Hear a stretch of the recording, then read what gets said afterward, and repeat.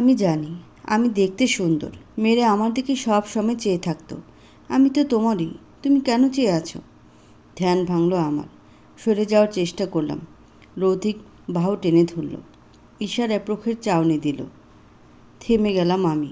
মলম লাগিয়ে দিয়ে সরে বসলেন। জানালা মেলে দিলেন। পর্দাগুলো দুই পাশে গুটিয়ে রাখলেন। হাওয়া প্রবেশ করল। কাপড় থেকে চুড়িদার বের করে আমার দিকে এগিয়ে দিলেন। ঝাপসা কণ্ঠে বললেন, যাও, চেঞ্জ করে নাও। তখনও ঘোরের ভেতরে রয়েছি আমি। আনমনে বলে ফেললাম, ভালোবাসেন আমায়? রোধিকে শান্ত চাওনি। কেমন অজানা অচেনা অনুভূতি তার মনে। কোনো প্রত্যুত্তর করলেন না। আমার কথা তার কর্ণপথে পৌঁছেছে কি না জানা নেই। না শোনার মতো করে বললেন, যাও, জামা কাপড় ছেড়ে নাও। আমি কিছু বলছি আপনাকে? ভালোবাসেন আমায়? যদি বলি না, একরোখা জবাব দিল রৌথিক। ভাষাগুলো হারিয়ে গেছে অজানায়। এরূপ কথার জবাব হিসেবে কি বলা উচিত সত্যিই জানা নেই আমার। পায়ের শব্দ শোনা গেল। রৌথিক বড় বড় পা ফেলে প্রস্থান করল। হতাশা ভরা দৃষ্টিতে সেদিকে চেয়ে রইলাম। যদি ভালোই না বাসে তাহলে এত কেয়ারিং কিসের? বেডের উপর রাখা লাল রঙের চুড়িদারটা নিয়ে ওয়াশরুমে প্রবেশ করলাম। নিজেকে সংযত করে মিনিট 20 পর বেরিয়ে এলাম। রৌথিক খাবার খাচ্ছে। ভেজা পা জোড়া ফেলতেই পানির ছোপ ছোপ শব্দ হচ্ছে। সাথে যোগ হলো নুপুরের শব্দ। মাত্র 2 থেকে 3টা ঝুনঝুনি রয়েছে। পানির ফলে একটু বেশি জোরে বাজছে। পা ভেজানোর পরেই এই শব্দ হয়। আমি সোফার উপরে মেলে রাখা টাওয়ালটা চুলে পেঁচিয়ে নিলাম। চুলের তুলনায় অনেক বড়। আমার মতো একজন মানুষকে নিমিষেই কাবু করতে সক্ষম। মিনমিনে সুরে বললাম, আমার এখন ঘরে যাওয়া উচিত। তুমি কি এখন বাইরে আছো? আমি আমার ঘরে যাওয়ার কথা বলছি।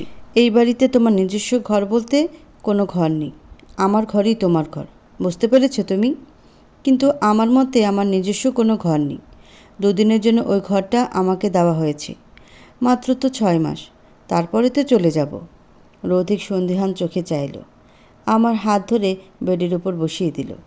নিজের প্লেট থেকে 1 লোকমা খাবার তুলে আমার মুখে পুরিয়ে দিল। খাবারটা চিবিয়ে কথা বলতে নিলে আরও 1 লোকমা খাবার পুরিয়ে দিল। গ্লাসের পানিটুকু হাতে না দিয়ে নিজেই খাইয়ে দিল। হাত ধুয়ে নিল। এঁটো প্লেটটা টেবিলের উপর রাখল। ঝাঁটা দিয়ে ঝেড়ে দিল বিছানা। ভেজা ফ্লোরের পানির ধারা মুছতে মুছতে বললেন, ভালোবাসি না বলেছি বলে আকাশে মেঘ জমেছে, তাই তো? আমি নিজেই জানি না কেন আমার মন খারাপ। মৃদু সুরে বললাম, না, হয়তো বা তাই। আপনি আমাকে ভালো না বাসলে এত কেয়ারিং কেন দেখান? শুভের সাথে দেখার পর আমার গায়ে হাত তুলছেন। আমি মেনে নিয়েছি। সেদিন রাতে আমাকে বউ বলে সম্বোধন করেছেন, সেটাও মেনে নিয়েছি। এখন বলছেন ভালোবাসি না, আবার বলছেন আমার উপর অভিমান করেছেন। মানুষ তো তার উপরই অভিমান করে যাকে সে ভালোবাসে। আমি গিরগিটি দেখেছি, কিন্তু আপনার মতো গিরগিটি দেখিনি। রৌথিক সোজা হয়ে দাঁড়ালেন। জানালার পর্দা সরিয়ে বাইরে উদূরে শক্ত গলায় বললেন, তুমি আমার ওয়াইফ। এই কেয়ারটুকু করা আমার দায়িত্ব। তোমাকে আমি ছাড়া অন্য কেউ স্পর্শ করবে এটা আমি মানতে পারি না। অহেতুক তোমার উপর অভিমান করে বসেছিলাম। নিজেকে কেমন ছোট মনে হলো। শুধু ওয়াইফ বলেই তিনি আমার যত্ন করছেন? আমি যেটাকে ভালোবাসা মনে করেছিলাম সেটা শুধু দায়িত্ব? মৃদু সুরে আওড়ালাম, আমি শুধুই আপনার ওয়াইফ? জোনাকি, তোমার সাথে আমার পরিচয় মাত্র কয়েকদিনের। এই কয়েকদিনে কাউকে ভালোবাসা কি আদৌ সম্ভব? তাহলে আমি কর্তব্য থেকে সব কিছু করছি জোনাকি। শেফা আমার ভালোবাসা হলেও ওর প্রতি আমার কোনো দিন তেমন ফিলিং ছিল না। শেফার থুতনিতে জায়গায় তিল ছিল। কাকতালীয়ভাবে তোমারও সেম জায়গায় তিল রয়েছে। আমার হাত গিয়ে ঠেকলো থুতনিতে। আমি বসে আছি। রৌথিক বলেই চলেছে। তার কণ্ঠস্বর আমার কানে যাচ্ছে না। আমি বালিশ টেনে শুয়ে পড়লাম এক কোণে। সত্যি তো, একটা ছেলে ডিপ্রেশনে ছিল, সে কিভাবে আরেকজনকে ভালোবাসতে পারে? তাহলে যে তোর ভালোবাসাটাই মিথ্যা। রাজ্যের ঘুম এসে তলিয়ে দিল নিদ্রার অতলে। ভোরের দিকে তাপমাত্রা হ্রাস পেয়েছে। শিশিরের বিন্দু বিন্দু জলকণা ঘাসের উপর পড়ছে। আবার জমাট বেঁধে তুষার ন্যায় শূন্যতায় ভেসে বেড়াচ্ছে। আজানের ধ্বনি শোনা যাচ্ছে চারদিকে। নিজেকে দৃঢ় বাঁধনে আবিষ্কার করলাম। নিভু নিভু চোখ মেলে তাকাতেই নজর এলো ফর্সা পৌরুষালী লোমহীন বুক। তীব্র পারফিউমের গন্ধ। মাথা তুলতেই কপালে আঘাত পেলাম। ধরে উঠল মাথা। মাথায় হাত দিয়ে ধীরে ধীরে সরে আসার চেষ্টা করলাম। রৌধিক আমাকে নিজের সাথে পেঁচিয়ে ঘুমিয়ে আছে। মুখে তৈলাক্ত আভা ফুটে উঠেছে। ঘুমের মাঝেও ভ্রু নড়ছে। এই বাড়িতে এসে আর কিছু পারি আর না পারি ভ্রু নাচাতে পারি। বামটা ডানটাও শিখতে হবে। রৌধিক নড়েচড়ে আরও দৃঢ় করে নিজের সাথে মিশিয়ে নিলেন আমায়। অতিবাহিত হলো আরও কিয়ৎক্ষণ। ভারী নিঃশ্বাস পড়ছে রৌধিকের।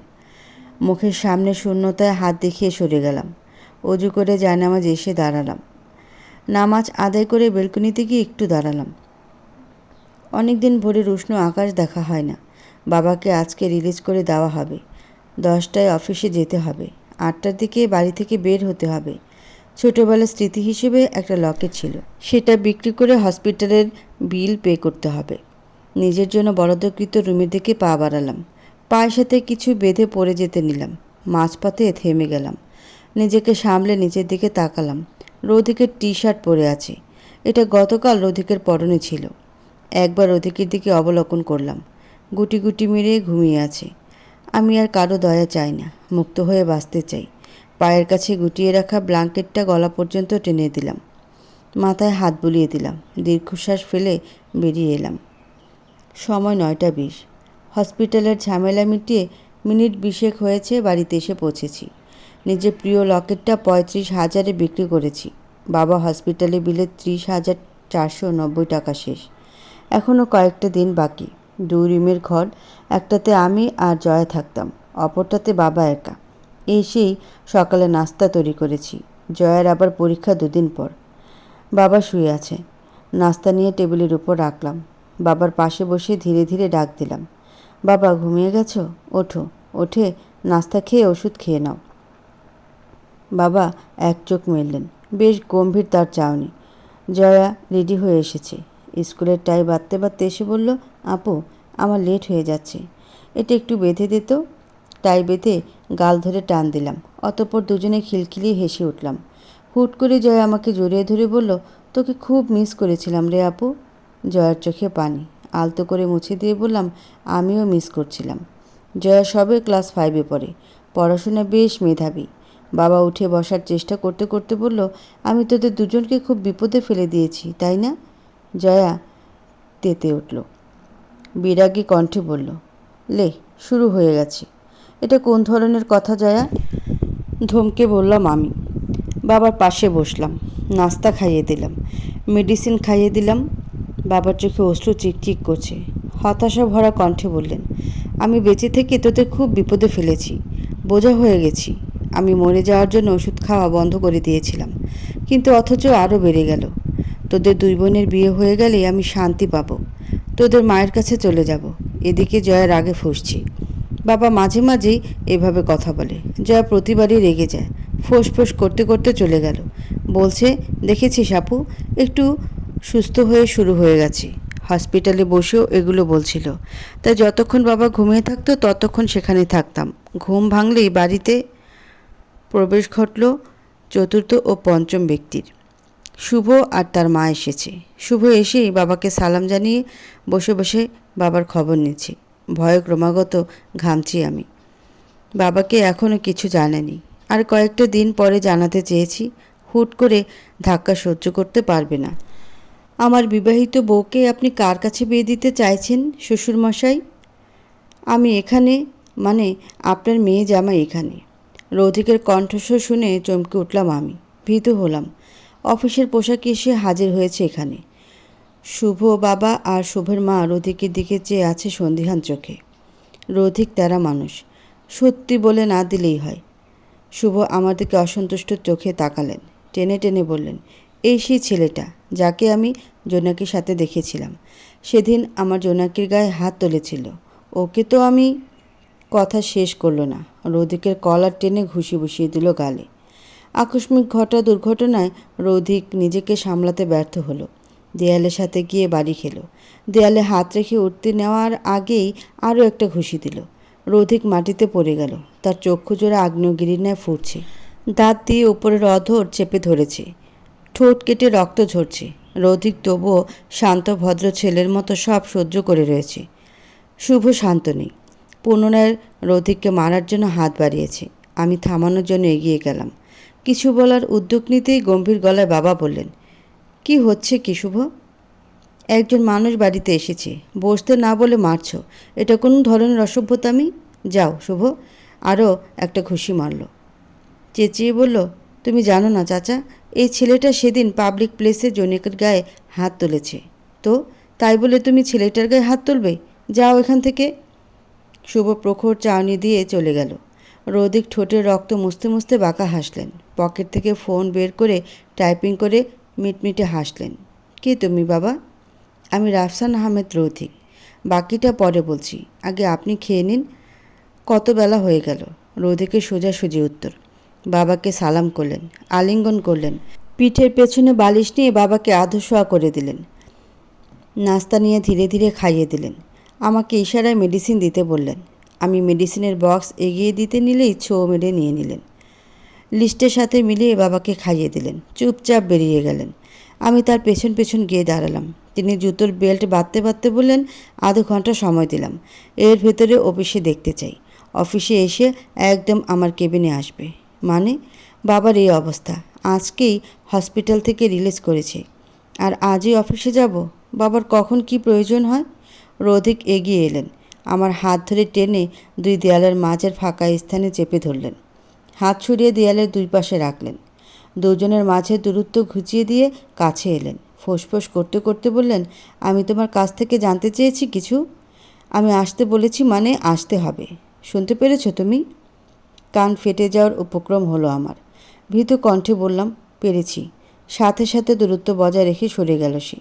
পকেটে হাত রেখে, গুড, আই লাইক ইট। তুমি জানো এর অধিকের গায়ে হাত তোলার সাহস কারো নেই। সেদিন তোমার গায়ে আর আজ তোমার শুভ আমার গায়ে হাত দিয়েছে। ওর হাত আমি ভেঙে দেব, যাতে আমাকে কিংবা আমার জিনিসে হাত দেওয়ার আগে 3 বার অন্তত ভাববে। আমি মেসেজ করে গার্ডদের শুভকে আটকাতে বলেছি। চামড়ার জুতার মৃদু শব্দ করে বেরিয়ে গেল সে। শূন্যতায় মিলিয়ে গেল সে। দমকা হাওয়া বইল, ধুলো এসে চোখের মাঝে ঢুকল। চোখের মাঝে কাটার মতো বাজতেই নুড়ে গেল চোখের পাতা। ধ্যান ভাঙল আমার। দৌড়ে অপর পাশের বেলকনিতে গিয়ে দাঁড়ালাম। রথি গাড়িতে বসে কাঁচ নামিয়ে বেলকনির দিকে তাকিয়ে আছে, যেন আমার অপেক্ষায় দাঁড়িয়েছিল। সানগ্লাসটা শার্টের সাথে মুছে চোখে দিয়ে বলল, শ্বশুরমশাইকে 2টো ঘুমের ওষুধ দিয়েছি, মনে হয় না রাতের আগে ঘুম ভাঙবে। মানে কি এই সময় বাবাকে? নো প্রবলেম জোনাকি, আমি একটু হলেও ডাক্তারের সম্পর্কে জানি, তাই তাড়াতাড়ি চলে এসো। তুমি না আসা পর্যন্ত আমি মুখের এই রক্ত মুছব না, তোমার ওড়না দিয়ে মুছে দেবে। অবাক হলাম আমি। রৌথিক গাড়ি নিয়ে চলে গেল। গাড়িটা চোখের আড়াল হতেই বাবার ঘরে এলাম। বাবা ঘুমিয়ে পড়েছে ওষুধের ডোজে। ঘর গুছিয়ে অফিসের উদ্দেশ্যে বেরিয়ে এলাম।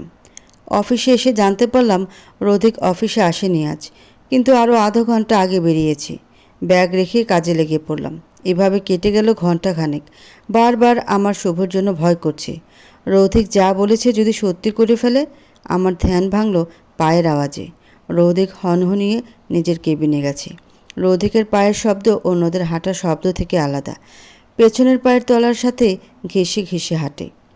কাজে মনোযোগ দিলাম আমি। বিকট শব্দে কেঁপে উঠলাম। সম্পূর্ণ ফ্লোরের সবাই জড়ো হয়ে গেল। একে অপরের মুখের দিকে চাওয়াচাওয়ি করছে। ম্যানেজার সাহেব নেই, তাকে বদলি করা হয়েছে। কাল থেকে নতুন ম্যানেজার আসবে। সবাইকে কাজ করতে বলে ভেতরে প্রবেশ করলাম। দরজা নক করলাম, কোনো রেসপন্স পেলাম না, তাই বাধ্য হয়ে ভেতরে ঢুকলাম। কেবিনে সব জিনিস ভেঙে পড়ে আছে। ওর অধিক কোথাও নেই। কয়েক পা ফেলতেই দরজাটা ঠাস করে বন্ধ হয়ে গেল। পেছনে ফিরতেই রৌদিকের ভয়ঙ্কর মুখের সম্মুখীন হলাম। মুখশ্রী পুরো লাল হয়ে গেছে। রাগে নাকি রোদের তাপে বুঝতে ব্যর্থ হলাম। এখনও রক্ত শুকিয়ে আছে। আমি ওড়না দিয়ে রক্ত মুছে দিতে লাগলাম। তিনি স্বাভাবিক গলা জিজ্ঞাসা করল, শুভ তোমার কে হয়? হাত থেমে গেল। ভুতুরে ডোক গিলে বললাম, মানে? আমাকে ছেড়ে দেয়ালে আঘাত করে বলল, তুমি কানে শুনতে পাও না? আমি জানতে চাইছি শুভ তোমার কে হয়? শুভ আমার বাবার দুঃসম্পর্কের ভাইয়ের ছেলে। বিরাগী হলো রৌথিক। এগিয়ে এসে খামচে ধরল বাহু। ঝাঁকিয়ে ঝাঁকিয়ে চেঁচিয়ে বলল, আমি জিজ্ঞাসা করেছি তোমার কি হয়, তোমার বাবার কি হয় সেটা নয়। রৌদিকের হাতের নখ জামা ভেদ করে কাঁধে ঢুকে যাচ্ছে এমন অবস্থা হয়েছে। ব্যথায় কুঁকড়ে উঠছি আমি। দেহ সহ্য করার ক্ষমতা রাখলেও চোখ রাখল না। গড়িয়ে পড়ল অশ্রুধারা। নত কণ্ঠে বললাম, ছাড়ুন, ব্যথা পাচ্ছি। রৌধিক আমার দিকে চাইলেন। বাম চোখের পানিটুকু বৃদ্ধ আঙ্গুল দিয়ে মুছে দিলেন। ছেড়ে দূরে গিয়ে দাঁড়ালেন। নিজেকে সংযত করে স্বাভাবিক কণ্ঠে বললেন, জোনাকি, যাও আমার সামনে থেকে, আমার অফিস থেকে যাও, বাড়ি চলে যাও তুমি। আমি অনেক কষ্টে নিজেকে সামলে নিয়েছি। মাথা খারাপ হয়ে গেলে আর পারবো না। জানালার পাশে গিয়ে দাঁড়ালেন তিনি, হাত তার মুষ্টিবদ্ধ করা। আমি পেছনে দাঁড়িয়ে বললাম, শুনুন। কি শুনবো আমি? কি বলতে চাও? সামান্য একটা কথা বলতে তুমি পারছো না, অন্যের কাছে শুনতে হয়। তুমি তার বাধ্যক্তা। আমি সত্যি বুঝতে পারছি না তুমি তার প্রাক্তন নাকি হবু বউ। স্যার, নতুন ম্যানেজার এসেছে। দরজা খুলে একজন স্টাফ বলল। রৌধিক কোটটা তুলে গায়ে জড়াতে জড়াতে বলল, তাকে বসতে বলুন, আর একজন স্টাফ পাঠান, এগুলো পরিষ্কার করে দিন। ওকে স্যার, বলে স্টাফ চলে গেল। রৌধিকও তার পিছু চলে গেল। আমি নামক একজন মানুষ যে এখানে আছি তা হয়তো তার কাছে মনেই হয়নি। আমি চলে এলাম। নিজের টেবিলে রাখা ব্যাগটা নিয়ে বেরিয়ে এলাম। জীবনটা বড্ড অগোছালো লাগছে। রৌধিক নামক মানুষটা আমার জীবনের ছন্দ বদলে দিয়েছে, হারিয়ে দিয়েছে মানে। সে নিজেই জানে না সে কী চায়। আপনি বড্ড খারাপ রৌধিক, আমাকে বুঝতে পারেন না। অতিশয় অপমানে তিক্ত অভিজ্ঞতা হয়েছে আমার। রৌধিকের ব্যবহারে সব কিছু ঝাপসা লাগছে। মাথাটা ধরে আছে সকাল থেকে। রাস্তা জ্যামে আটকে আছে অধিক সংখ্যক গাড়ি। তার ফুটপাত দিয়ে হেঁটে চলেছি আমি, দু হাতে বাজারের ব্যাগ ভর্তি বাজার। সিগন্যাল পড়ল। যাত্রীরা একে একে রাস্তা পার করতে লাগলো। আমিও রাস্তা পেরোতে লাগলাম। মাঝপথ যেতেই একটা চলন্ত বাইক ছুটে এলো। আমার পা ঘেঁষে ছুটে গেল বহু দূরে। হাঁটুতে ধাক্কা লাগলো। হুট করে নিজেকে সামলাতে ব্যর্থ হয়ে রাস্তার মাঝে পড়ে গেলাম আমি। পায়ে হাত দিয়ে বসে পড়লাম নিচে। ব্যাগটা হাত থেকে নিচে পড়ে গেল।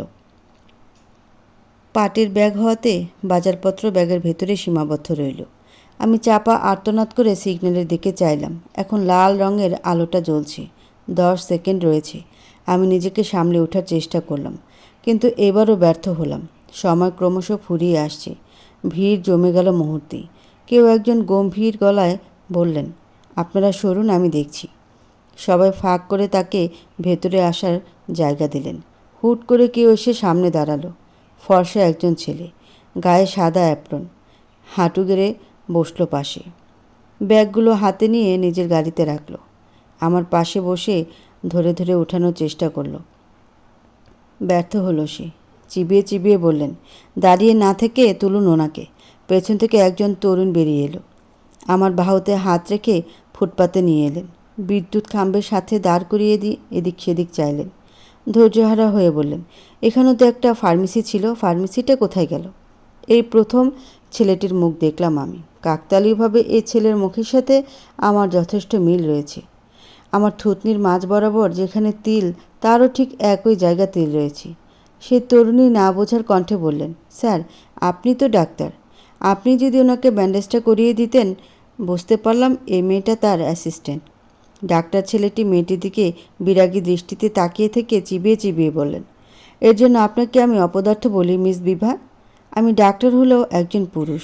একজন মহিলা আরেকজন মহিলার কাছে ক্লোজলি সব কিছু শেয়ার করতে পারে। ডাক্তার কিয়ৎক্ষণ গভীরভাবে ভেবে আমাকে নিজের গাড়ির কাছে নিয়ে গেলেন।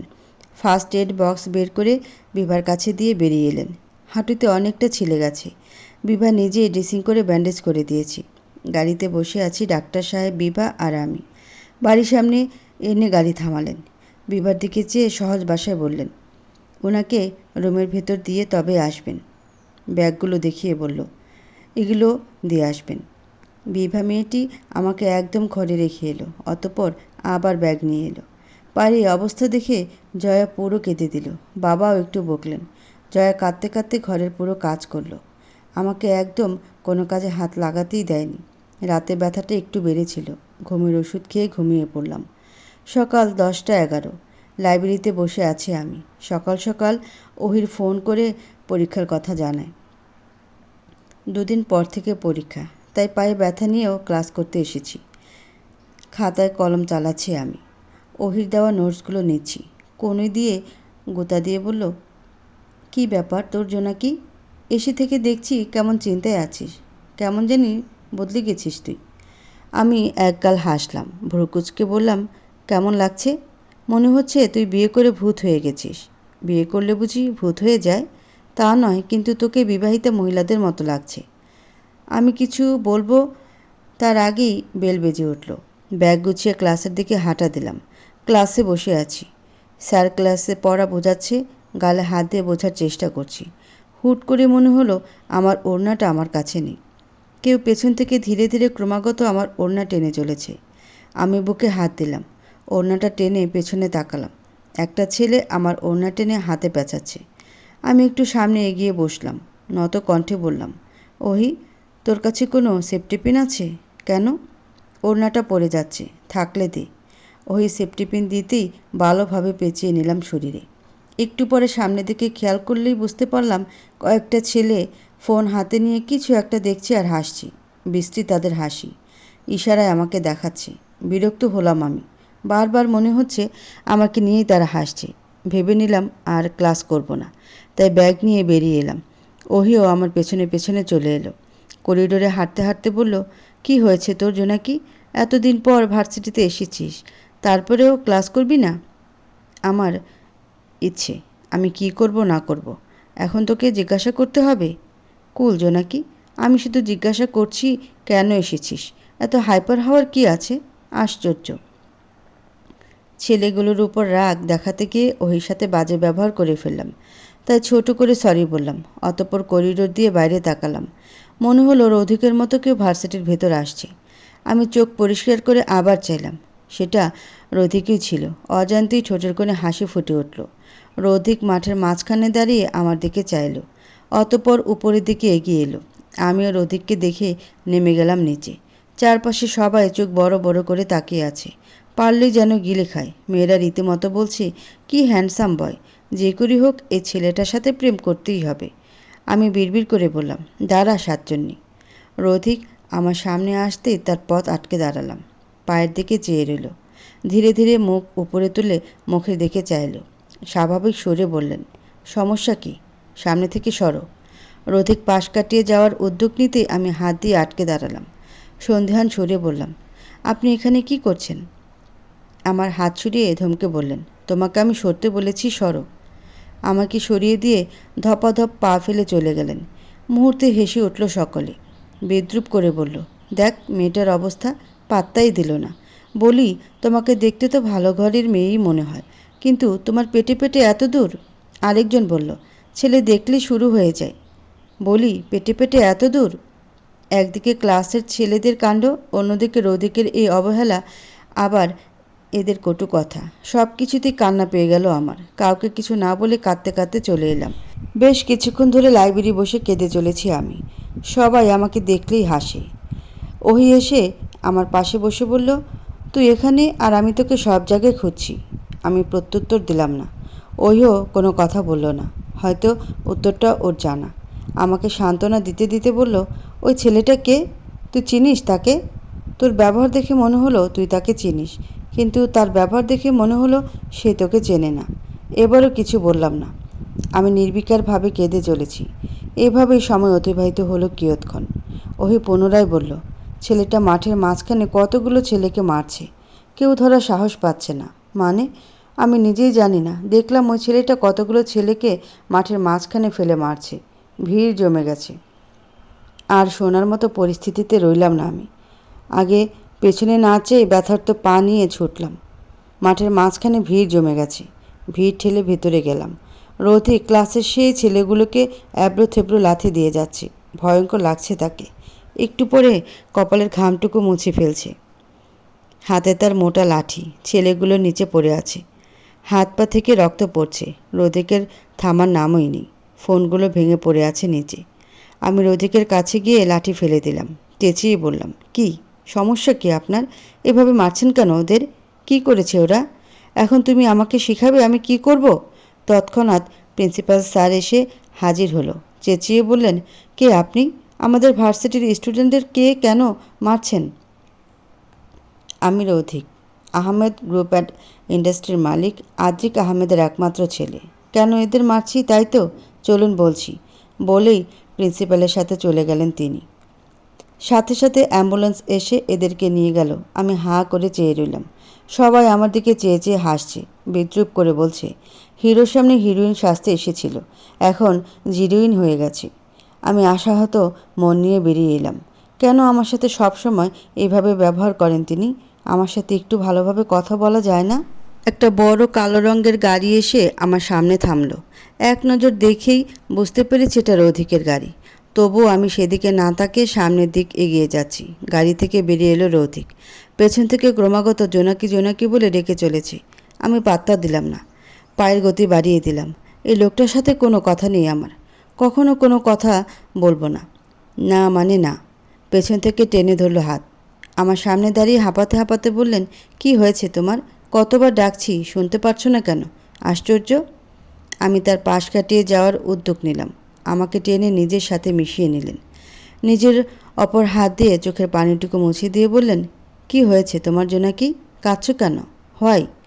অভিমান ভরা মন নিয়ে শুধালাম, সমস্যা কি? সামনে থেকে সরুন। হাতটা আরেকটু চেপে ধরে বললেন, আমার সাথে চলো। এখন আপনি আমাকে শেখাবেন আমি কি করব? তাছাড়া আমি কেন কাঁদবো? আমি মোটেও কাঁদছি না। সরুন আমার সামনে থেকে, পথ ছাড়ুন। রৌধিক আমার দিকে অসহায় চোখে চেয়ে রইলেন। পাশ থেকে রিক্সা যেতে দেখলাম, তাই রিক্সা দাঁড় করে চুপচাপ উঠে বসলাম। আশেপাশের মানুষ কেমন কটু চোখে আমার দিকে চেয়ে আছে। রৌধিক রিক্সায় হাত দিয়ে থামিয়ে দিলেন। মানিব্যাগ থেকে টাকা বের করে মুট করে রিক্সাওয়ালার হাতে দিয়ে দিলেন। মিটিমিটি হেসে বললেন, চাচা, আমার বউ একটু ঝগড়া হয়েছে, তাই কিছুতেই যেতে চাইছে না। রিক্সাওয়ালাও তার সাথে আমাকে সান্ত্বনা দিলেন, মা, সংসারে এমন ঝগড়াঝাটি স্বামী স্ত্রীর মাঝে সবসময় হয়, যাও ফিরে যাও।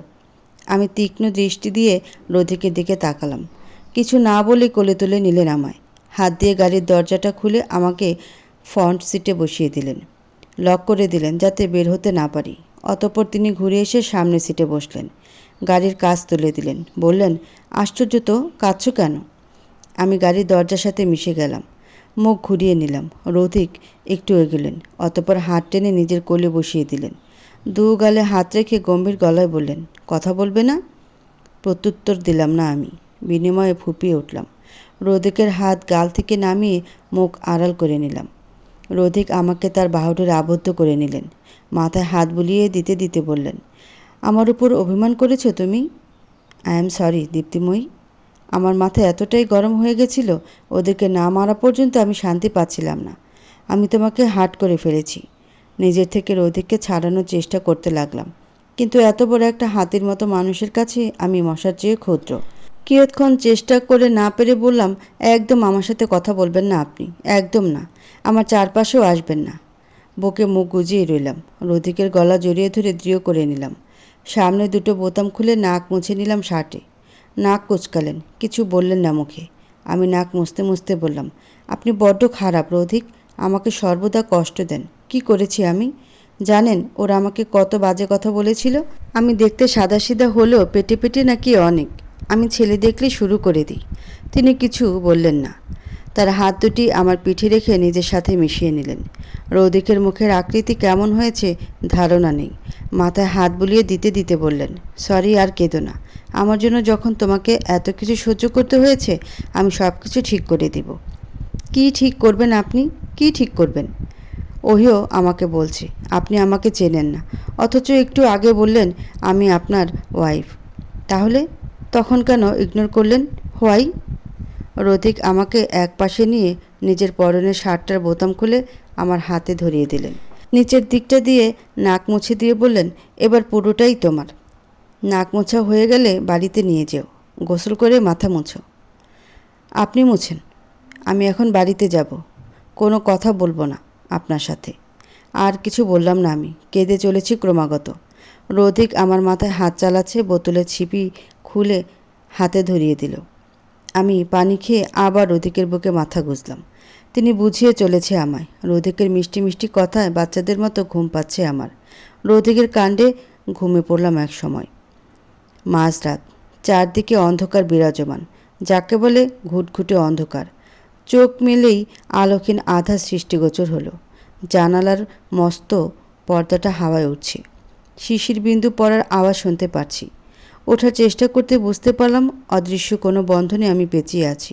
সামনের দিকে চাইতেই ল্যাপটপের মৃদু আলো চোখে পড়ল। রৌথিক এক হাত দিয়ে আমাকে জড়িয়ে ধরে রেখেছে, আমি তার বুকে মাথা রেখে ঘুমিয়েছিলাম। আমাকে এক হাতে পেঁচিয়ে ধরে ল্যাপটপে কাজ করছে সে। ধীরে ধীরে উঠে বসার চেষ্টা করলাম। রৌথিক আমার দিকে তাকিয়ে হাত সরিয়ে নিল। উঠে বসলাম আমি। তিনি ল্যাপটপটা রেখে আলো জ্বালিয়ে দিল। চোখ কুঁচকে এলো আমার। ঝাপসা সব কিছু পরিষ্কার হতেই বুঝতে পারলাম আমি রৌথিকের ঘরে। রাত 2টা বাজে। মাথায় বাজ পড়ল আমার। বাবা নিশ্চয়ই আমার জন্য চিন্তা করছে। আমি কখনো এতটা ঘুমাই না। আজ কি হলো আমার? পানিটা খাওয়ার পরেই ঘুম ঘুম পেয়েছি। বালিশের পাশে ওড়নাটা রাখা। আমি ওড়নাটা কোনো রকম শরীরে পেঁচিয়ে নেমে দাঁড়ালাম বেড থেকে। রৌথিক আমার হাত ধরে ফেললেন। সন্ধ্যান গলায় বললেন, দৌড়াচ্ছ কেন? কোথায় যাচ্ছ তুমি? বাড়িতে। জয়া বাবা আমার জন্য চিন্তা করছে। চিন্তা করছে না। হাত মুখ ধুয়ে এসো, কিছু খাবে। দুপুরে ঘুমিয়েছ, এখন উঠেছ। এত ঘুম কাতুরে তুমি? বলে মিটিমিটি হাসলেন তিনি। তিনি কিছু একটা করেছেন যাতে আমি এতক্ষণ ঘুমাই। আবার বলছে চিন্তা করবে না। মানে জানতে হলে আগে খেতে হবে। এত রাত করে শাওয়ার নেওয়ার দরকার নেই। ঠান্ডা লেগে যাবে, কিছু খেয়ে নাও, যাও। এত রাতে একা বাড়িতে যাওয়া সম্ভব নয়। হাত মুখ ধুয়ে মাথায় পানি দিয়ে বেরিয়ে এলাম। বেডের উপর এক পা তুলে বললাম, এবার বলুন। রৌথিক টাওয়াল এনে ধীরে ধীরে চুল মুছিয়ে দিলেন। হাত পা মুখ মুছিয়ে দিয়ে খাবার এগিয়ে দিয়ে বললেন, আমি 2জন আয়া পাঠিয়েছি তোমার বাড়িতে। তারাই যাবতীয় কাজ এবং তোমার বাবার অসুস্থতা দেখবে, রান্নাও করবে। আমি ফোন করে দিয়েছি। অফিসের কাজে আটকে গেছো, তাই আজকে ফিরতে পারবে না। রৌথিক টেবিলের উপর থেকে খাবার নিল, মেখে আমার মুখের সামনে ধরল। মুহূর্তেই মনে পড়ল তার তিক্ত ব্যবহারের কথা। আমি মুখ ফিরিয়ে নিলাম। রৌথিক এক হাত দিয়ে গাল চেপে অন্য হাত দিয়ে খাবার মুখে পুরিয়ে দিল। অধর চেপে গলা খাকারি দিয়ে বলে, মুখের খাবার ফেললেই তোমার খবর আছে। আমি মুখ ফুলিয়ে খেতে লাগলাম। এই ছেলেটা সবসময় আমার উপর জোর খাটায়। আমিও জিম করব, তার চেয়েও বড় শক্তিশালী বডি বানিয়ে গায়ের জোর দেখাবো। রৌথিক সকালে উঠেই চলে গেছে। আমি ভার্সিটিতে এসেছি। ওহি আমার পাশে বসে আছে। রৌথিক তো কালকে বড় বড় কথা বলেছিল, আজকে সে আসবে। কোথায় সে? আসেনি তো। আমি মন খারাপ করে ক্লাসের দিকে পা বাড়াতেই ওহি বলে উঠল, ওই দিকে দেখ জোনাকি, কালকে যে ছেলেটা এসেছিল না, সেই ছেলেটা আজকেও এসেছে। আমি ফিরে চাইলাম। সবাই চোখ বড় বড় করে রৌথিকের দিকে তাকিয়ে আছে। রৌথিক ধীরে ধীরে হেঁটে আমাদের দিকে আসছে। আজকে আমি আগ বাড়িয়ে কোনো কথা বলবো না। যদি সে আজকেও এড়িয়ে যায়। রৌথিক একদম আমার সামনে এসে দাঁড়ালো। ভ্রু কুচকালেন তিনি। আমার গালে হাত রেখে হুট করে অধরে অধরে ছুঁয়ে দিলেন। সেকেন্ডে অতিবাহিত হওয়ার আগেই সরে দাঁড়ালো সে। আমার হাত ধরে বলল, চলো। আমি লজ্জায় মাথা নিচু করে নিলাম। ছুটতে লাগলাম। রৌথিক পেছনে পেছনে আসছে। আমাদের এভাবে দেখে মেয়েগুলো বলছে, এইটা সে মেয়েটা না যাকে গতকাল রৌথিক রিজেক্ট করেছিল? তাহলে ওরা একসাথে কি করছে দেখেছিস? একদিনে কত দূর চলে গেছে। আরেকজন কটু করে বলল, মাত্র দেখলি না পাবলিক প্লেসে কি করলো? আই থিঙ্ক নিজের শরীর দেখে ইমপ্রেস করেছে। বলে হেসে উঠল সকলে। এমন কথা শুনে স্তব্ধ হয়ে গেলাম আমি। পা জোড়া থেমে গেল। শরীরটা নিস্তেজ হয়ে আসছে। চোখের পানি টলটল করছে। এই বুঝে ঝরে পড়ল। রৌথিক আমার চিবুক টেনে ধরে উঁচু করে নিল। বৃদ্ধা আঙ্গুলের সাহায্যে আমার চোখের পানিটুকু মুছে দিল। গম্ভীর কণ্ঠে বললেন, জবাবটা দিবে, চলো। আমি পাথরের ন্যায় স্তব্ধ হয়ে দাঁড়িয়ে রইলাম। রৌথিক টেনে টেনে আমাকে ওদের সামনে দাঁড় করিয়ে দিলেন। কোমর জড়িয়ে ধরে বললেন, ও আমার কেউ নয়। আমি ওকে চিনতাম না, ইভেন্ট প্রেমিকাও নয়। আমি কি কর্তব্য বিমূঢ় হলাম। কি বলছে রৌথিক? তিনি কি আমাকে সবার সামনে ছোট করতে নিয়ে এসেছে? আমি হাত ছাড়িয়ে চলে আসার উদ্যোগ নিতেই রৌথিক টেনে ধরলেন। ঘাড়ের পেছনে হাত রাখলেন। অধরে অধরে ছুঁই ছুঁই। শুকনো কণ্ঠে বললেন, ও আমার পৃথিবী, আমার সব কিছু, আমার ওয়াইফ। আমাকে ছেড়ে দিয়ে ওদের উদ্দেশ্য করে বলল, তোমরাও তো মেয়ে, অন্য একজন মেয়ে সম্পর্কে এমন কথা বলতে তোমাদের বিবেকে বাঁধে না? আমি ভাবতেই পারছি না। নেক্সট টাইম এমন চিন্তা ভাবনা করো না। আমি রৌথিকের দিকে ফ্যাল দৃষ্টিতে চেয়ে রইলাম। হাত জড়িয়ে বুকে মাথা গুজে বললাম, যাকে ভালোবাসি তাকে শরীর দেখে ইমপ্রেস করার প্রশ্নই আসে না। এমনিতেই সে আমার। তাছাড়া রৌথিক আমার হাজব্যান্ড। দিন শেষে সে নিজেই আমার কাছে আসবে। আমি মুখ ফিরিয়ে নিলাম। রৌথিক আমাকে পূর্বের ন্যায় ধরেই সামনের দিকে অগ্রসর হলেন। প্রিন্সিপাল স্যারের কাছে নিয়ে গেলেন। দরজা নক করতেই রৌথিককে দেখে ভেতরে প্রবেশ করতে বললেন। আমরা ভেতরে প্রবেশ করলাম। রৌথিক বসলেন। আমি তার পাশে দাঁড়িয়ে রইলাম। শত হোক তিনি আমার শিক্ষক, তার সামনে কিছুতেই বসা সম্ভব নয়। প্রিন্সিপাল স্যার আমাকে উদ্দেশ্য করে বলল, এই তবে আপনার ওয়াইফ জোনাকি? I can not believe it. বসো। তুমি কি জানো তোমার জন্য রৌথিক কতটা হাইপার হয়েছে? না স্যার, আমি ঠিক আছি। মাথায় শুধু একটা কথাই ঘুরতে লাগলো, আমার জন্য রৌথিক হাইপার হয়ে গেছে? আমার জন্য রৌথিক এখানে এসেছিল আর আমি তাকে কত কথা শুনিয়ে দিলাম, কিন্তু ওই ছেলেগুলোকে কেন মারলেন? স্যার হয়তো উপলব্ধি করতে পারলেন আমার অবস্থা। মৃদু হাসলেন এক ঝলক। একটা পেপার বের করে এগিয়ে দিলেন রৌথিকের দিকে। রৌথিক পেপারগুলো পড়লেন, চোখ তুলে বললেন, এখানে তো 4 জনের নাম রয়েছে, কিন্তু ওরা তো 5 জন ছিল। তা ছিল, কিন্তু হসপিটাল থেকে একজন পালিয়েছে। কে পালিয়েছে ইনশিওর করে বলা যাচ্ছে না। পরে তার নামটাও অ্যাড করা হবে। ওকে। দুপুর গড়িয়ে বিকেল হয়ে গেছে। সূর্য কিছুটা পশ্চিমে হেলে পড়েছে। ছায়া পড়েছে বিশাল বিশাল। রৌথিক আর আমি পাশাপাশি বসে আছি। রৌথিক ড্রাইভ করছে। আমি নিজের ভেতরে কিয়ৎক্ষণ ভেবে ফট করে বললাম, আপনি আমার জন্য মারামারি করেছেন? কিন্তু কেন করেছেন? রৌথিক মিররের দিকে অবলোকন করলেন, যেখানে আমাকে স্পষ্ট দেখা যাচ্ছে। দৃষ্টি নামিয়ে পুনরায় গাড়ি ড্রাইভ করতে মন দিলেন। আমি চিবিয়ে চিবিয়ে বললাম, আমি কিছু জানতে চাইছি আপনার থেকে, শুনতে পাচ্ছেন? পানির বোতল বের করে এক ঢোক খেলেন তিনি, পূর্বের জায়গায় রেখে দিলেন। রৌথিকের এমন বিহেভিয়ারে মাথা বিগড়ে যাচ্ছে আমার। আমি নামক একটা তরুণী যে তার গাড়িতে আছি সেটা বোঝাই যাচ্ছে না। বিরাগী হলাম আমি। ব্যাগটা কাঁধে তুলে চেঁচিয়ে বললাম, stop the car. I said stop the car. বন্ধ গাড়ির অন্তর্ভাগে শব্দটা একটু বেশিই জোরে শোনালো। কয়েকবার প্রতিধ্বনি শোনা গেল, অতঃপর মিলিয়ে গেল। রৌথিকের কোনো ভাবাবেগ নেই। আমি নাক ফুলিয়ে দরজা খুলে নিলাম, বেল্ট খুলতে লাগলাম। রৌথিক ফট করে গাড়ি থামিয়ে দিল। আমার দিকে ঝুঁকে দরজা ভেতর থেকে টেনে লক করে দিলেন। এক পা সিটের উপর তুলে বললেন, সমস্যা কি তোমার? চলন্ত গাড়ি থেকে জাম দিবে নাকি? চিবিয়ে চিবিয়ে বললাম, আমার উত্তর না পেলে প্রয়োজন হলে তাই করব। রৌথিক কানে ইয়ারফোন গুঁজল, এসি অন করে দিল, চোখে নীল রঙের সানগ্লাসটা ব্যবহার করলেন। 2 হাত বুকে গুজে বললেন, নাও স্টার্ট। মানে কি? মানে এতক্ষণ যেমন মাছির মতো ভনভন করছিলে, এখন আবার শুরু করো। এত বড় অপমান, আমাকে মাছি বলা?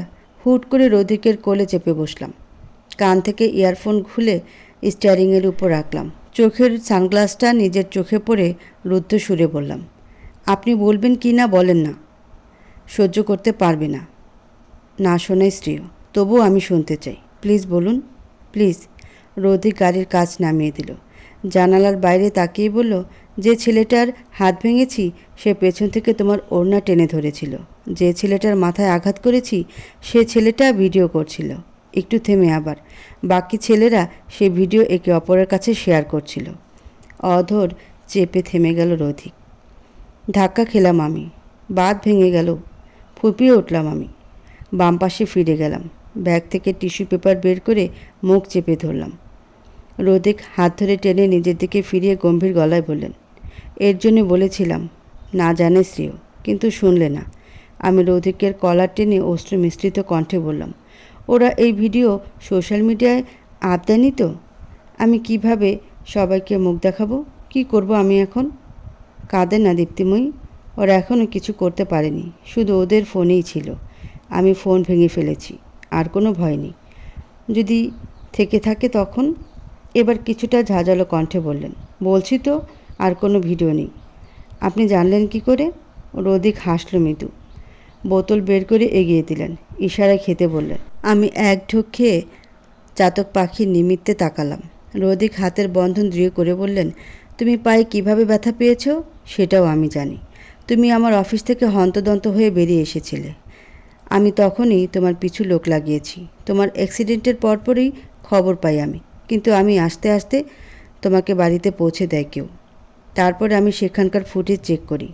এখন ওই বাইক এবং চালক আমার হাতে বন্দি। তারপর থেকে আমি তোমার জন্য গাড়ির ব্যবস্থা করি। গার্ডটাই আমাকে খবর দিয়েছে। একদমই কথাগুলো বলে গাড়িতে হেলান দেয়। তৃপ্তিকর শ্বাস নিলাম আমি। এখনই কি গার্ডরা আমাদের আশেপাশে আছে? ওরা আমার অবর্তমানে থাকবে। আমি যতক্ষণ তোমার সাথে থাকব ততক্ষণ তুমি নিরাপদ। বুঝতে পেরেছো তুমি? রৌদিকের বুকের উপর মাথা রাখলাম। পাশ দিয়ে গ্যাস বেলুন বিক্রেতা যাচ্ছে। আমি আদরে গলায় বললাম, আমার বেলুন চাই। রৌদিক আমার দিকে চেয়ে রইলেন। বেরিয়ে এলেন গাড়ি থেকে, সবগুলো বেলুন কিনলেন। অতঃপর দুটো আইসক্রিমের আবদার করলাম। রৌদিক কিছু না বলে একটা চকবার আর একটা ভ্যানিলা ফ্লেভার আইসক্রিম কিনে দিলেন। গাড়ির সামনে হুডের উপর বসে দু হাতে আইসক্রিম দুটো নিয়ে খেতে লাগলাম। রৌদিক এক ধ্যানে চেয়ে রইল, হাতে তার বেলুনগুলো। আমি ভ্রুকুচকে বললাম, খাবেন? তুমি খাও বলে আমার পাশে বসে পা দোলাচ্ছেন। আর আমি আমার কাজ করে চলেছি। আকাশটা মেঘলা, ঝোড়ো হাওয়া বইছে। বৃষ্টি হওয়ার সম্ভাবনা নেই বললেই চলে। আমি বসে আছি ডাইনিং টেবিলে। রৌদিক বসে আছে আমার পাশে। আদ্রিক আঙ্কেল এখনও নিচে নামেনি। তার সাথে নাকি কোনো স্পেশাল গেস্ট আছে। কালকে একটা বড় ডিল ফাইনাল করা হবে, তাই সেই গেস্টের থেকে কিছু আইডিয়া ধার নেবে। আজকে খাওয়া একটু বেশি ভালো। আদ্রিতা বসে আছে আমার সামনাসামনি, একটা হাত গালে দিয়ে মুখে চামচ পরে চিবেছে। বাড়িতে গেস্ট আছে, তাই তাকে ছাড়া খাওয়া যাবে না। রৌদিক ফোনে কারোর সাথে মেসেঞ্জারে কথা বলছে। ফোনটা না রেখেই দৃষ্টি সরিয়ে মমিতা আন্টির দিকে তাকিয়ে প্রশ্ন করলেন, মা, বাবা আসবে না? কতক্ষণ অপেক্ষা করব? কাল বাদে পরশু ওর পরীক্ষা, ওকে পড়তে বসতে হবে। আন্টি কিচেনে ছিল, খাবারের বাটি নিয়ে টেবিলের উপর রাখলো। কিচেনের দিকে যেতে যেতে বলল, আমি জানি না কিছু। বাবা আসুক, তারপরে খাওয়া শুরু করবে। রৌদিক বিরাগী হলেন, চেয়ার টেনে সোজা হয়ে দাঁড়ালেন। আমার দিকে তাকিয়ে বললেন, চলো জোনাকি, গিয়ে পড়তে বসতে হবে। তারা খেয়ে গেলে আমি খাবার রুমে পৌঁছে দেব। রৌদিক উল্টো ঘুরে হাঁটা দেওয়ার আগেই পায়ের শব্দ শোনা গেল। রৌদিক সেদিকে চাইল। ফোনটা টেবিলের পাশে রেখে পুনরায় টেবিলে বসে পড়লেন। টেবিল সামনাসামনি হওয়ার কারণে আমি আদ্রিতার দিকে চেয়ে আছি। আদ্রিতা এক ধ্যানে উপরের দিকে তাকিয়ে আছে। অসাবধানতাবশত হাত থুতনি থেকে নিচে পড়ে গেল। বাড়ি খেয়ে টেবিলের সাথে শব্দ হলো মৃদু। হাত দিয়ে থুতনি ঘষতে লাগলো। রৌদিক ভ্রু নাচিয়ে বলল, তোরই হবু বর, এত গিলার কিছু নেই। আদ্রিতা মৃদু শব্দে বলল, ভাইয়া? কি ভাইয়া? হ্যাঁ? আদ্রিতা লজ্জা পেল। আমি উপরের দিকে চাইলাম। নিজের দৃষ্টিকে দৃষ্টিভ্রম হিসেবে ভাবতে আরও একবার চোখ পরিষ্কার করে তাকালাম। না, আমার দৃষ্টিভ্রম নয়, সেই ডাক্তার ছেলেটা। এসে বসলেন চেয়ারে। আন্টি খাবার দিতে লাগলেন। তিনি আমার দিকে তাকিয়ে মুচকি হেসে বলল, জোনাকি, আমার দিকে এভাবে তাকিয়ে আছো কেন? হোয়াই? সবাই আমার দিকে জিজ্ঞাসুলভ দৃষ্টি দিল। আমি না বোঝার কণ্ঠে বললাম, আপনি আপনি এখানে কি করছেন ডাক্তার সাহেব? তিনি মৃদু হেসে বললেন, আমি ডাক্তার ঠিকই, কিন্তু এখন ডাক্তার নই, তাই ডাক্তার সাহেব না বলাই ভালো। আমিও সায় দিলাম। অতঃপর সবাইকে সবটা খুলে বলতে চাইলাম, কিন্তু তার আগেই রৌদিক সবাইকে সবটা জানিয়ে দিল। আন্টি বিরিয়ানি আমার প্লেটে দিলেন। রৌদিক প্লেটটা টেনে নিলেন। সে প্লেটে খেতে শুরু করলেন। আমি লুব্ধ চোখে দাঁতে দাঁত চেপে সহ্য করছি। আন্টিকে আমার জন্য ভাত আর সবজি তরকারি দিতে বললেন।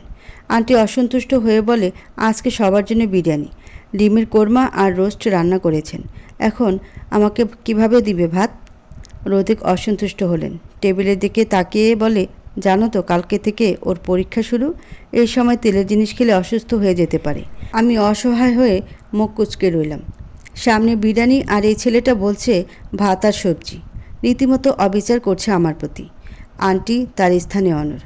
কিছুতে আজ আর রান্নাঘরে যাবে না। তাছাড়া রান্নাঘরে বাড়ির বাইরের কেউ প্রবেশ করতে পারে না। উঠে চলে গেলেন রৌদিক। কিচেনে গিয়ে নিজেই এক বাটি স্যুপ করে নিয়ে এলেন। আমার সামনে এসে রাখলেন। কপালে জমে থাকা বিন্দু বিন্দু জলকণা মুছে খেতে বললেন। মুখ ফুলিয়ে এক চামচ মুখে দিলাম আমি। এত পানসে কেন? আমি কাঁদো কাঁদো গলায় বললাম, প্লিজ, এটা খাবো না। Half plate biryani. No no, মানে নো, একটা দানাও না, এটাই খাও। সবাই মিটিমিটি হাসছে আমাদের দেখে। রৌদিক সবার দিকে চেয়ে সন্দিহান গলায় বললেন, হোয়াট? আদ্রিতা প্র্যাঙ্ক করে বলল, বাবা, তোমার ছেলে বউ পাগল হয়ে গেছে, দেখতে পাচ্ছ তুমি? তুমি দুজনকে আলাদা থাকার পারমিশন দিলে, কিন্তু ভাই বউ ছাড়া থাকতে পারবে না, তাই বউ নিয়ে নিজের ঘরে চলে গেছে। বউয়ের জন্য রান্না করছে। বাহ, টেক জিনিয়াস। লজ্জা কুকড়ে উঠলাম আমি। একটা মুহূর্তের জন্য হলেও মনে হলো কোনো অদৃশ্য গাছের শিকড় মাটির ফাঁক করে বেরিয়ে আসুক, আমাকে নিয়ে আবার অদৃশ্য হয়ে যাক, মিলিয়ে যাই আমি। ভেতরের গোমট লজ্জা ভাবটা চিরতরে নিষিদ্ধ করে দিই। নাকের ডগা লাল হয়ে উঠল আমার, মুখের মাঝে লাল আভা ছড়িয়ে পড়ল। কি হতো রৌধিক নিজেকে একটু সংযত করলে? আমাকে অন্তত এই পরিস্থিতিতে পড়তে হতো না। ওড়নাটা হাত দিয়ে খামচে ধরলাম, মাথা নত করে রইলাম যাতে কেউ আমার নজরে না পড়ে। রৌধিকও কম নেই, হাই তুলে বলল, তাই বুঝি? বলি তাহলে ইভু কেন এলো? বাবার সাথে দেখা করতে। কিন্তু তুই তো এত দেরি করে খাস না, তুই কেন বসে আছিস? মেঘলা আকাশের পূর্ণিমা দেখতে? সাথে সাথে চুপ হয়ে গেল আদ্রিতা, এক ছুটে পালিয়ে গেল নিজের ঘরে। এবার সবাই আমার দিকে তাকিয়ে আছে। আমিও মাথা নত করে ধীর পায়ে ঘরে চলে এলাম। মুহূর্তে হেসে উঠল সবাই। লজ্জা যেন প্রচণ্ডভাবে ঝুঁকে ধরল আমায়। পেছন থেকে অনবরত হাসির শব্দ শুনতে পেলাম। নিদ্রার চোখের পাতা ঢুলুঢুলু, নিজে থেকে চোখের পাতা বুঝে যাচ্ছে। সময় 12টা 11। আমি চোখে হাত দিয়ে বই পড়ছি। রৌধিক আঙ্কেলের ঘরে আলোচনায় বসেছে। শরীরটাও ক্লান্ত লাগছে। বইটা বেডের উপর রেখে উবুথ হয়ে শুয়ে পড়লাম। এতে ঘুম আরও ঝেঁকে বসল। আমি উপায়হীন হয়ে বইয়ের উপর মাথা রাখলাম। চোখ বুজে গেল। হুট করে মাথায় চপল মারল কেউ। চোখ না মেলে আরও ছড়িয়ে ছিটে শুয়ে পড়লাম আমি। হাত ধরে টেনে তুলল কেউ। ঘুমের মাঝে বলছে, জোনাকি ওঠো তাড়াতাড়ি। আমি আরও নড়েচড়ে শুয়ে পড়লাম। মানুষটি একদম টেনে বসিয়ে দিল আমায়। আমি ঘুমের মাঝে আওড়ালাম, প্লিজ আমাকে ঘুমোতে দিন। উল্টো পানি ছিটা দিল মুখে। আমি লাফিয়ে উঠলাম। এক লাফ দিয়ে একদম বেলকনিতে ছুটে গেলাম। রৌধিক ছিটকে দূরে সরে গেল, বলল, কুল কুল জোনাকি, এত হাইপার হচ্ছে কেন? আমার ধ্যান ভাঙতে ভাঙতে বেশ সময় নিল। রৌধিক ততক্ষণে আমার পিছু পিছু বেলকনিতে চলে গেল, আমাকে নিজের সাথে মিশিয়ে নিল। আশ্বাসে সুরে বলল, ভয় পেও না, আমি খাবার নিয়ে এসেছি, বিরিয়ানি, চলো খেয়ে নেবে। খাবো না, পড়বও না, ঘুমোবো, প্রচুর ঘুম পেয়েছে। রৌধিক আমার কথা শুনল না, হাত ধরে টেনে নিয়ে গেল। এক লোকমা মুখের ভিতর পুড়ে দিয়ে বলল, পড়তে হবে না, কালকে হালকা পরেই পরীক্ষা দিতে যাবে, তাহলেই হবে। পায়ের উপর কাচের টুকরো পড়তেই পিছিয়ে গেলাম আমি। ফিকনি দিয়ে রক্ত গড়িয়ে পড়ছে পা থেকে। রক্ত দেখে ক্রমশ আমার শরীর দুর্বল হয়ে পড়ছে। রৌধিক কিছুটা দূরে দাঁড়িয়ে আছে, হাতেও রক্ত। কাচের টুকরো হাতে ঢুকে গেছে। রেস্টুরেন্টে সবাই দাঁড়িয়ে আছে, আমার আর রৌধিকের দিকে তাকিয়ে আছে। পরীক্ষা দিয়ে কিয়ৎক্ষণ আগে বের হয়েছি আমরা। বেশ ভালো হয়েছে পরীক্ষা। পরীক্ষার সময় পিছিয়ে দেওয়া হয়েছে। দুপুর হওয়াতে পেটেও বেশ ক্ষুধা লেগেছে, তাই রেস্টুরেন্টে খেতে বসলাম আমি আরোহী। সেখানে এসে বাঁধল বিপত্তি। ভেতর থেকে চেঁচামেচির আওয়াজ পাচ্ছি, গন্ডগোল হচ্ছে, তাই ভেতরে কাউকে ঢুকতে দেওয়া হবে না। বাধ্য হয়ে আমি আরোহী ফিরে আসার জন্য পা বাড়ালাম। তখনই শ্রবণ হলো অতি পরিচিত কণ্ঠস্বর। রৌধিক চেঁচিয়ে বলছে, আমার সাথে কন্ট্যাক্ট করেছেন, সব ব্যবস্থা হয়ে গেছে, এখন আপনারা ডিলটা ক্যান্সেল করছেন কিভাবে? থেমে গেল চরণ। আমি পেছনে ফিরলাম। স্টাফদের বাধা অগ্রাহ্য করে ছুটে গেলাম দেখতে। সেখানে যেতেই দেখতে পেলাম রৌধিক তার ক্লায়েন্টদের সাথে কথা কাটাকাটি করছে। এক পর্যায়ে ভেতরে ক্ষোভ সংযত করতে ব্যর্থ হয়ে কাচের গ্লাস চেপে ধরলেন। পরক্ষণে বিকট শব্দে ভেঙে গেল। কেঁপে উঠল সকলে। রৌধিকের চোখ অসম্ভব লাল হয়ে আছে, যখন তখন সব কিছু ভস্ম করে দিতে পারে। আমি এগিয়ে গেলাম তাদের দিকে। তার আগে নিজের হাতের ভাঙা কাচের টুকরোটা ছুঁড়ে মারল, চেঁচিয়ে বললেন, ডিল ক্যান্সেল। তার হাতের কাচের টুকরো সোজা আমার পায়ে পড়ল। গাঢ় কণ্ঠে আহ করে উঠলাম আমি। সবাই ফিরে চাইল। বসে পড়লাম আমি। কাজ টেনে বের করার চেষ্টা করলাম, বিনিময়ে আরও কুঁকড়ে উঠলাম। মনে হলো বেশ কিছুটা অংশ ভেতরে ঢুকে গেছে। চোখ জোড়া বন্ধ হয়ে গেল। অধরে অধরে চেপে সহ্য করার চেষ্টা করলাম। ওই পাশে বসে পড়ল, আমার হাত ধরে বাধা দেওয়ার চেষ্টা করলো। জোনাকি থাম, হাত লাগাস না, ইনফেকশন হতে পারে। কাচের টুকরো এগুলো, ভেঙে খণ্ড যদি ভেতরে থেকে যায় তাহলে? আমি চোখ জোড়া মেলে তাকালাম। মুহূর্তে চোখের কার্নিশ বেয়ে জলকণা গড়িয়ে পড়ল। ওহি নিজের ব্যাগ থেকে স্কার্ফ বের করে আমার পায়ে পেঁচিয়ে দিল। রৌধিক ছুটে এলো, ঝাপটে ধরল আমায়। থমকালাম আমি, ভীষণ চমকালাম। রৌধিক নির্বিকার। আমি নিজের হাতটা রৌধিকের পিঠির উপর রেখে ধীরে ধীরে বললাম, শুনছেন, সবাই দেখছি, বিলিভ মি, আমি ইচ্ছে করে এটা করিনি। রৌধিক মাথা তুলে তাকালো। আমি পূর্বের ন্যায় চেয়ে আছি রৌধিকের দিকে। রৌধিকের চাউনি পড়তেই চোখাচোখি হলো দুজনার। নেত্রযুগল খানিকটা সময়ের জন্য স্থির হয়ে রইল। ডাক পড়ল ওহির, মিনমিনিয়ে বলল, ভাইয়া চলুন, রক্ত পড়া থেমে গেছে, বেশিক্ষণ এমন থাকলে ইনফেকশন হয়ে যেতে পারে। রৌধিক দৃষ্টি ফেরালো। রক্ত স্কার্ফের অনেকটা ভিজে গেছে, এখন শুকিয়ে দানা বেঁধে গেছে। আলতো হাতে পায়ের ব্যথার্ত স্থানে হাত বুলিয়ে দিল। কেঁপে উঠলাম আমি, তবে ব্যথায় নয়, তার স্পর্শে। রৌথিক নিচ থেকে আমার ফাইলপত্র তুলে ওহির দিকে এগিয়ে দিল। পেছনে ফিরে স্বাভাবিক কণ্ঠে বললেন, মিস আরু, আপনি এখানে দাঁড়িয়ে দাঁড়িয়ে কী দেখছেন? হোয়াট? তাড়াতাড়ি ড্রাইভারকে গাড়ি বের করতে বলুন। জি স্যার। কিন্তু মিটিং? জি স্যার নয়, যান এখান থেকে। মিটিং আর হবে না, এখানেই শেষ। তারা ডিল করতে চাইলে না, ব্যাস এখানেই শেষ। কাউকে জোর করে কিছু করা যায় না। আমি এটাকে সাপোর্ট করি না। নাও গো। ইয়েস স্যার বলে বেরিয়ে গেল আরু নামক মেয়েটা।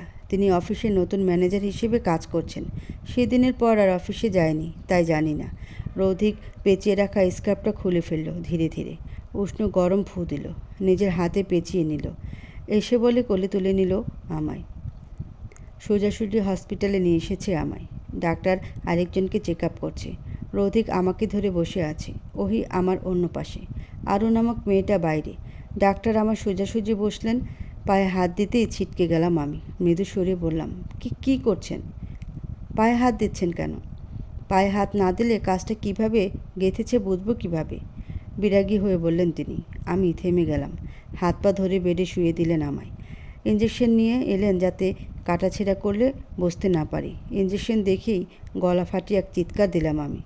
ডাক্তার সাহেব রৌধিককে আমাকে সামলাতে বললেন। রৌধিক হাত ধরলেন আমার। আমাকে নিজের বক্ষ মাঝারে টেনে নিলেন। ফিসফিসিয়ে বললেন, জোনাকি, মাথা রাখো আমার বুকে। দেখো, তোমার একটুও ভয় করবে না। একটা ম্যাজিক শুনতে পারবে। আমি অস্বস্তি নিয়ে রৌধিকের বুকে মুখ গুজলাম। একদম বাম পাশে। ধুকপুক করছে, রীতিমতো মিউজিক বাজছে। আমার তো হেব্বি নাচতে ইচ্ছে করছে। ইংলিশ গান বাজছে। আচ্ছা, উনি কি ইংলিশ গান শুনতেন? নিশ্চয়ই শুনতেন, না হলে কেন ইংলিশ গান বাজবে? আমার ভাবনার মাঝে ওহি বলল, এভাবে নড়াচড়া করছিস কেন জোনাকি? ডাক্তারকে অন্তত তার কাজটা করতে দে। মনে হচ্ছে তুই জামাইয়ের কোলে উঠে শৃঙ্গ মাউন্ট এভারেস্ট জয় করেছিস। বাড়িতে প্রবেশ করতে সম্মুখীন হলাম আরও বড় কিছুর। রৌধিকের বন্ধুরা এসেছে। তাদের দেখে রৌধিকের মুখটা একদম ছোট হয়ে গেল। রৌধিক কোল থেকে আমাকে একদম সোফায় বসিয়ে দিল।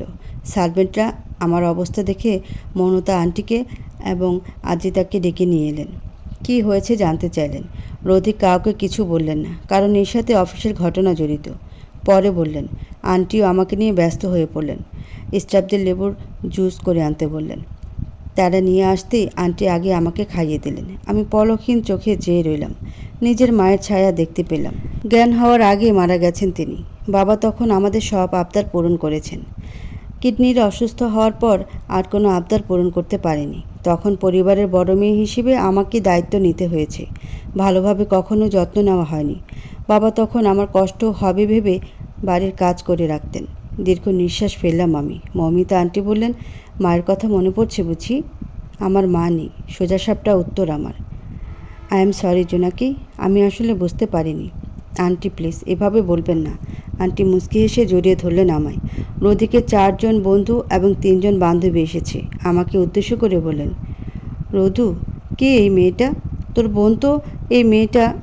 আদ্রিতাকে উদ্দেশ্য করে বলল, তুই আর শেফা কোথায় গেছিস? আদ্রিতাকে জিজ্ঞাসা করার পরও কিছু বলেনি। রৌধিক কিছু বললেন না, দুর্বল হাসলেন। আদ্রিতাকে আমাকে ঘরে নিয়ে যেতে বললেন। হয়তো শেফার কথা শুনে প্রচণ্ড মিস করছে তাকে। সে কোনো কথা বলল না। এতে অনড়। মমিতা আন্টি আর আদ্রিতা আমাকে ধরল, উপরে নিয়ে যেতে লাগলেন। পেছন থেকে ওদের গলা একটু শুনতে পাচ্ছি। ওদের ভেতরে একজন ছেলে বলছে, এই মেয়েটা কে রোদু? শেফা কোথায়? ওর প্রতি সবাই এত কেয়ারিং কেন? বাই এনি চান্স ও তোর বউ নাকি? মেয়েটা কোনো কারসাজি করে তোকে বিয়ে করেনি তো? রৌধিক সবাইকে বসতে বলল। তারপর বলতে শুরু করলো, শেফা পালিয়ে গেছে। নিজের সম্মান বাঁচাতে বাবা জোর করে এই অচেনা মেয়েটার সাথে আমার বিয়ে দিয়েছে।